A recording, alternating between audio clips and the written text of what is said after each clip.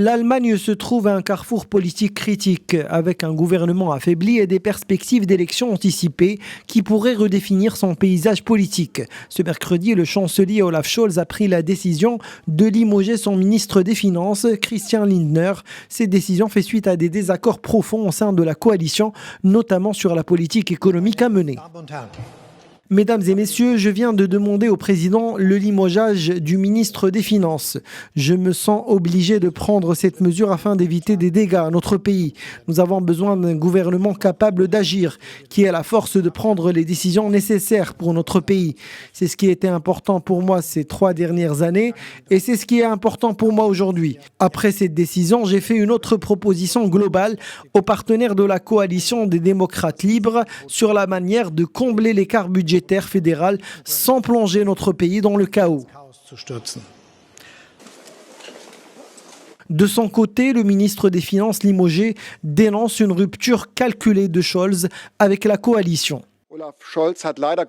Malheureusement, Olaf Scholz a montré qu'il n'avait pas la force de donner un nouvel élan à son pays. Au lieu de cela, le chancelier m'a lancé un ultimatum pour suspendre le frein constitutionnel à l'endettement.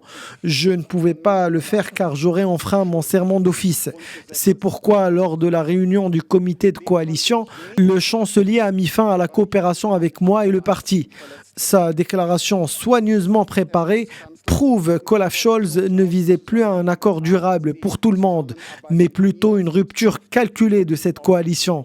Ainsi, il entraîne l'Allemagne dans une phase d'incertitude.